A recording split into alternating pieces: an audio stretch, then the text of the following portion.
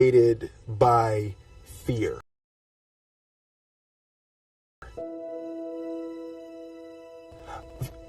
Fear of fear. I hate being scared to do something. It's very simple.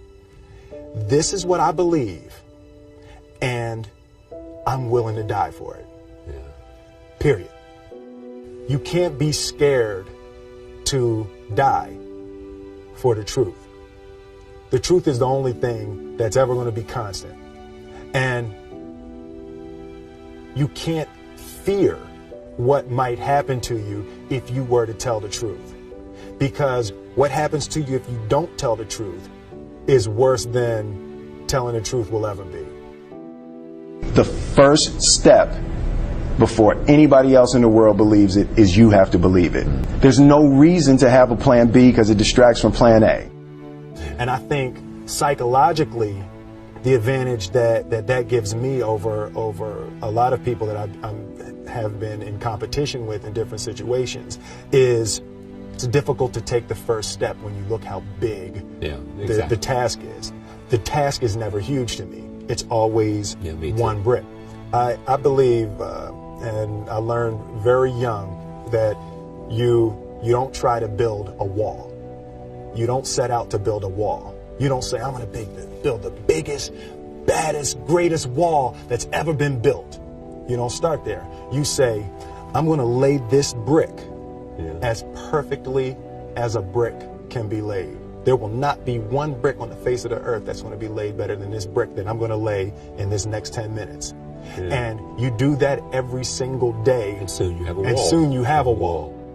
I've never really viewed myself as particularly talented. Where I excel is ridiculous, sickening work ethic. You know, while the other guy's sleeping, I'm working. While the other guy's eating, I'm working. The separation of talent and skill is one of the greatest misunderstood concepts for people who are trying to excel, who have dreams that want to do things. Talent you have naturally. Skill is only developed by hours and hours and hours of beating on your craft.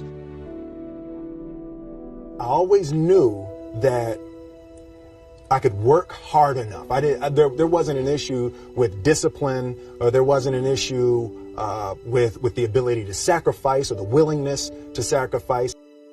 There's no easy way around it. No matter how talented you are, your talent is going to fail you if you're not skilled. You know, if you don't study, if you don't work really hard and dedicate yourself to being better every single day. This one year, my father had his shop, and he decided for whatever reason that he wanted a new wall on the front of his shop. So he tore down probably about 16 feet high and probably about 30 feet long. He just completely tore the wall down, and my brother and I had to dig a 6-foot hole. We for the foundation. For the foundation. Right. We would mix in the concrete by hand. A year and a half. We were building this wall for a year and a half. Every day after school, we would come and mixing concrete, putting it in the hole, doing it. And it was just myself and my little brother. And I remember standing back, looking at that wall, saying, there's going to be a hole here forever. A year and a half later, we laid the final brick. And my father stood back with my brother and I know he planned this. He says he didn't, but I know he had been planning this and writing this for his for the past 2 years. But we stood back, we looked at the wall, and he looked at me and my brother and said, "Don't y'all never tell me that you can't do something," and walked into the shop. As a child, my parents always told me you could be whatever you want to be. You could do whatever you want to do. And you know, that office, that position, the highest office on the face of the earth, it was something I heard my parents saying it, but I didn't totally believe it. Yet I went out in the world and I carried myself and I held my head high and I stood there and I looked people in their eyes and I talked to people as if I was deserving of everything that this planet has to offer. I really want to say to children out there and to people who are watching, Confucius said one time, he who says he can and he who says he can't are both usually right.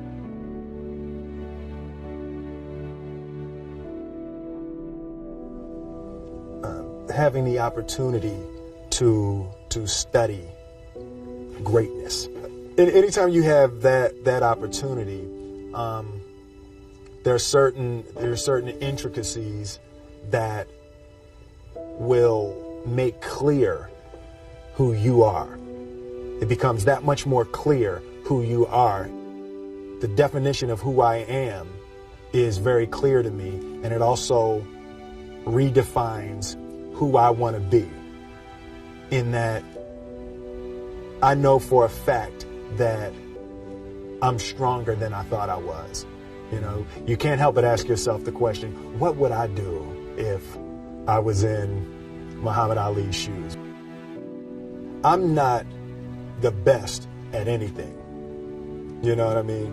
Eddie Murphy is funnier than I'll ever be. Denzel is more powerful than I'll ever be. I think that my strength is I can do everything well. You know, I can do a little bit of everything, and that's what I concentrate on to be my strength. I'll never be able to compete with Denzel. I enjoy connecting with people and ideas, and you know, I have a mission statement. So every year for probably the past 10 years, I've worked out a mission statement for myself.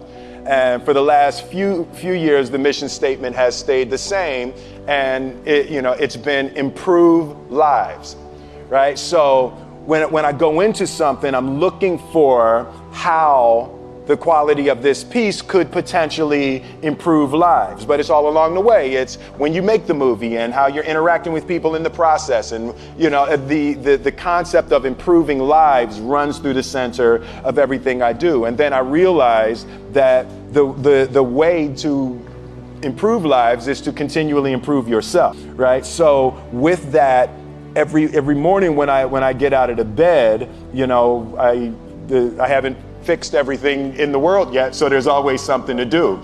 I want my life, I want my work, my family, I want it to mean something. If you are not making someone else's life better, then you're wasting your time. You know, like your life will become better by making other lives better. A few months ago, I said that I believe that if I chose to, I could be the president of the United States. And I think as I've had a chance to intellectualize why I said that. Yeah. And I think that there's a certain delusional quality that all successful people have to have. You have to believe that something different than what has happened for the last 50 million years of history. You have to believe that something different can happen. The one thing that I truly tried to communicate in the interpretation of Ali is the complex simplicity of greatness. And how greatness is not this wonderful, esoteric, elusive, God-like feature that only the special among us will ever taste. You know, it's something that truly exists in all of us. Loss is bound to joy. Like pain and suffering are bound to joy. The being able to survive something is actually a big part of being able to find that next wave of joy. You appreciate smaller things. I hated being scared, that I didn't want to even take the meeting. I just hated that being scared to do something. And I think what developed in my early days was the attitude that I started attacking things that I was scared of.